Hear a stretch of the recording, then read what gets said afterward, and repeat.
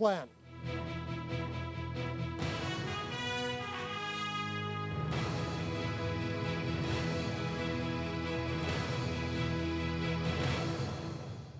Good evening and thank you for joining us. There is another low COVID-19 case count today as the number of active cases in the Thunder Bay District continues its steady fall over the last month. For the second straight day, the health unit is reporting just 4 new cases. They're all in the Thunder Bay area with 1 household contact and 2 other close contacts due to contact outside the home. Now, the other exposure is still unknown at this point. That brings the total pandemic case count in the district to 2,992. And there are now just 61 active cases, which is the lowest total since January 8th.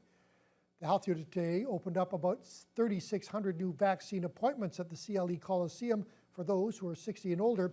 They're now booking for the week of May 10th. Now, while the COVID situation locally looks brighter, the crisis elsewhere in Ontario continues to worsen. The province is reporting a new record high number of cases today, 4,736. And that's left health officials pleading for help to deal with the surge in case numbers and prompted an emergency meeting today of Doug Ford's cabinet. Colin DeMello reports. Just 4 days after Ontario set a record for its COVID-19 case count, the record has been broken. More than 4,700 new cases were reported today, a total of 400,000 since the pandemic began. The number of patients in ICU has grown to record highs as well, stretching hospital staff to the limit. No, this is definitely unprecedented. And so we are asking nurses from other provinces, to your point, and we're also looking at nurses within home and community care and other sort of sectors to come and help us in the acute care setting, because we are so under-resourced right now to treat the patients that are coming in through the door. CTV News has learned that the Ford government will now reach out to the federal government for health care resources. The government will make an official request for additional ICU nurses to deal with a third wave. We have taken steps every step along the way since this pandemic began, realizing that we would need to enhance our hospital's capacity. Since this pandemic began, we have brought forward 3,100 new beds, enhanced our ICU capacity by 14%. And the Premier is set to meet with his cabinet today to discuss potential new measures to deal with the rising case counts. The Premier being urged to listen to scientific advisors.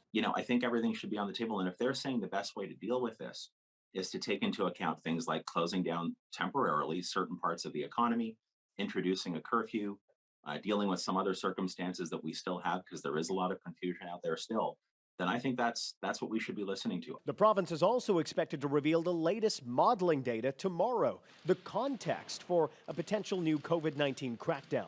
The politicians are calling on the Premier not to wait and act today. People understand that we're in the midst of a pandemic and tough decisions need to be made. What we get from this government instead are press conferences announcing that there is an update, but that update can only be shared tomorrow. Don't keep us guessing what it may be. Just tell us what you know. Tell us what you want to tell us tomorrow, today. A curfew has been under consideration in this province for months now, even during the second wave. However, sources close to the Ford government say they're monitoring the situation in Montreal with the riots happening as a result of their curfews. And they are unlikely to implement something similar to that here. At Queen's Park, Colin DeMello, CTV News. Federal Health Minister Patty Hajdu is praising our region's health officials for what she calls a Team Northwestern Ontario approach to the vaccine rollout.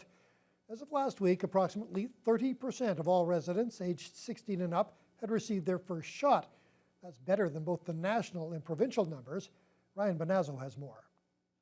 As of last Saturday, more than 45,000 vaccine doses had been administered in the Thunder Bay District Health Unit area.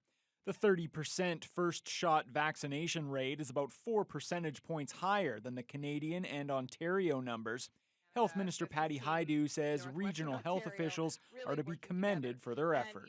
It's in my mind no coincidence that we're seeing declining cases of COVID-19. We're seeing declining deaths as a result of COVID-19 because the health unit has been very thoughtful in both using an age approach, but also a vulnerable people approach, and trying to vaccinate those people who are most at risk of dying from COVID and those people who are most at risk of catching COVID and therefore spreading it in the community. Shipment delays continue, however, across the country, particularly with the Moderna vaccine. Haidu says the government is in constant contact with the company, trying to hasten delivery. Every single day, our government is working with the pharmaceutical companies to ensure we have clarity of sight on delivery schedules and to compel them to adhere to the schedules they've already provided us. We've had a few more challenges with Moderna, and they've had some bumps in the road, and Minister Anand is on the phone regularly trying to understand what those delays might mean for Canada. The Thunder Bay District Health Unit is projecting another 6,500 vaccinations will be delivered in our region this week, but notes that could decline soon due to the Moderna delays and the provincial allocation of Pfizer to more hard-hit parts of the province. Ryan Benazzo, TBT News. The task of immunizing people on 32 remote First Nations in the north against COVID-19 has now been completed. Orange partnered with NAN, Superior North EMS, and the Ministry of Health to carry out Operation Remote Immunity. Nearly 25,000 doses of the Moderna vaccine were brought from the north here from bases in Thunder Bay, Sioux Lookout, and Timmins. The operation lasted from February 1st to April 9th, and the team is now demobilizing. Orange's Wade Durham says due to scheduling and a bit of hesitancy amongst some recipients, they've left some vaccine behind in each community for second doses. When we were in the communities doing second dose, just based on people's availability or being at a community, there were some people who missed their second dose. So what we're doing is we're dropping those off in community to be handled by the local nursing station. So it's kind of a handful of doses here and there, but that's going to wrap up by the end of the month. Roughly 90% of eligible community members received at least one dose of the vaccine. And Superior North EMS is getting $6.5 million from the province over the next 3 years to expand its community paramedicine program. The main goal for that funding is to support those on a long-term care waiting list. There are more than 600 people in the Thunder Bay District currently waiting for a long-term care bed. That provincial money will allow up to 14 new positions to be created. Those paramedics will work outside of 911 operations to offer 24/7 care to those who are in need. We're going to provide in-home supports using technology models with remote patient care monitoring, and also do specialized paramedic home visits where a paramedic comes in, does a full medical assessment. They can go through medications, provide medical education, and just provide them that medical connection and support in their home to keep them safe. And so they have a general link and they're not so socially isolated. The goal is also to decrease the number of 911 calls and hospital visits. Muir expects the program will be fully implemented in the next couple of months. Thunder Bay City Council is being asked to approve the expansion on Monday. The Ford government has introduced legislation which would make the Northern Ontario School of Medicine a standalone degree-granting institution. The move comes following the major financial issues at Laurentian University in Sudbury, which founded the med school along with Lakehead University. LU President Moira McPherson, though, issued a statement today saying they are concerned about the move, especially because Lakehead was not consulted. The province says the changes would give NOSM the autonomy to grow and make choices about its future. The Thunder Bay Regional Hospital and its Research Institute are calling on the community to help formulate a new integrated strategic plan for the next 5 years. President and CEO Rhonda Crocker-Ellicott says they're hoping to find new ways to enhance the care the hospital provides, looking ahead to 2026 and redesign the health system for the better. Information about the process is available on the hospital's website, along with 2 surveys, one for the Health Center and one for the Research Institute. People with useful input through personal experiences are being asked to help prioritize the needs of the region. The lessons learned during the pandemic, such as virtual care through technology, are also a part of the focus. This is really about the hospital strategically planning for a post-COVID world. And to be successful, we definitely need input from our community, our region, our partners, as well as those within our own organization. And dealing with COVID-19 over the past year has created plenty of operational challenges for our hospital. So now it is crucial that we continue planning for how we will serve our community and region post-pandemic. Crocker-Ellicott says they want to have the strategic directions in place by June and the final plan completed by September. Thunder Bay's 2 largest school boards are asking parents to soon decide if they want their child in virtual learning come September. The province will not be funding the remote learning for next year.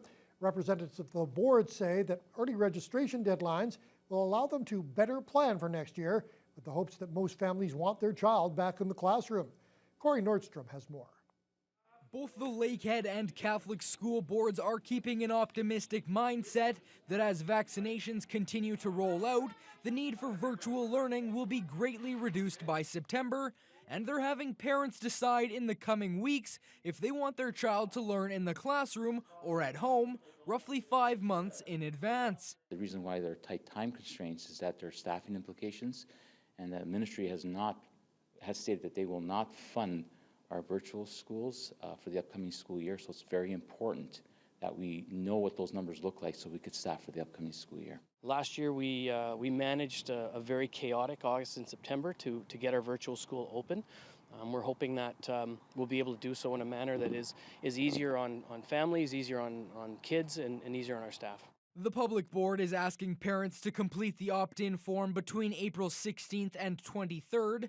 However, the Catholic board has 2 dates. For children in kindergarten to grade 8, they want parents to register before April 26th, and for high schoolers before June 1st. Tassoni attributes the later date to the hybrid model of learning used in secondary schools, meaning less impact on staffing complements.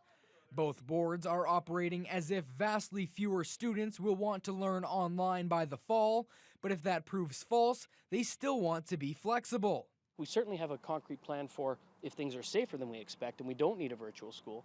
But if things are worse and we have to adjust our numbers from this April to what they are in August or September, if we have a lot of parents saying, it's way worse, it's not safe, we're not sending our kids to school, we'll adjust accordingly. Both boards have approximately 1,200 students enrolled in online learning at the present time.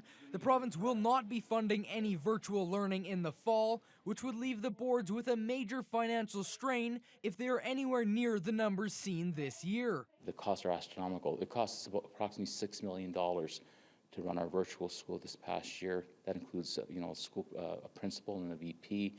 It includes our staff as well. And you have to recognize that they're low numbers. I mean, you're running low numbers that you would normally run in an in-person model. Students would remain in the virtual model at least until January for either of the 2 boards. Corey Nordstrom, TBC News. A collection of used wheelchairs sitting behind the Southbridge Roseview long-term care home has prompted up some questions from the community recently. And now Southbridge officials have announced they're not being thrown out, but instead donated to charity. About 10 wheelchairs have been sitting at the back of the home for the past few days. Roseview Executive Director Joanne Lentz says they're not owned by the home, but sometimes families will opt to leave a former resident's wheelchair at the facility. Because the devices are fit to one individual's specific needs, the equipment is not transferred from one resident to another. Roseview is now working with Memo, a nonprofit group which will pick up the wheelchairs tomorrow before sending them on to Zimbabwe, Africa. The chairs have been sanitized and have been placed outside to ensure the home isn't admitting non-essential visitors inside. Lent also says they are now looking for local and Ontario-based charities who require items such as wheelchairs so that they can donate to them in the future. There were some tense moments for members of the Thunder Bay Police last evening as they responded to complaints of an aggressive man on Maple Ward Road. Upon arrival, they found a suspect who appeared to be in possession of a handgun. And when officers demanded he put the weapon down and surrender, he instead began approaching them. Officers were able to use pepper spray to subdue the man and disarm him. That weapon turned out to be a replica handgun. A 30-year-old city man is facing weapons charges. And another Thunder Bay man is now facing child pornography charges. This after city police executed a search warrant at a James Street residence yesterday after being made aware of suspicious online activity by their cyber crimes unit. That search turned up an electronic device that contained suspected child pornography. 45-year-old James Quincy Knox made an appearance in court today on possession of child pornography. He's been released with conditions pending a future court date. More than 33,000 liters of water had to be pumped out of the James Whalen tugboat last night after the 116-year-old vessel began sinking into the Cam River. Yesterday afternoon, a local couple noticed the tugboat's stern section was dipping lower and lower towards the waterline. The ship has been moored at the Cam River Heritage Park since 1998 and has seen better days. City crews quickly discovered that the boat had been taking on water. Now, fortunately, the mooring connections were found to be still intact. City Parks manager Corey Halverson says crews pumped out the water until about 10 o'clock last night, allowing the stern section to rise 2 feet back into its proper position. It appears no more water came in overnight, although there is still some inside the boat. which will be pumped out over the next week. Halverson hopes that they will be able to find the leak during that final pumping process. If the source is very slow, that may be difficult, or if it's from a part of the boat that we can't see, that might be difficult as well.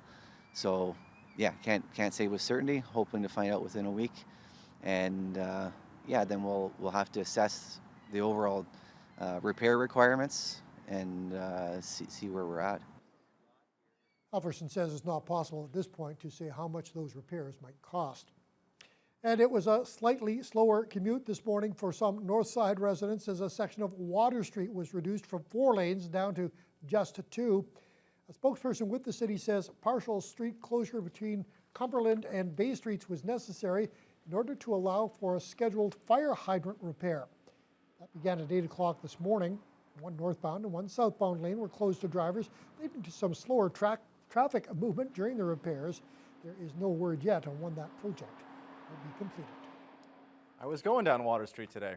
I saw Slowly, I'm sure. all of that, very slowly. Yeah, it was a little cloudy. It was earlier in the morning, but man, by the time I got home,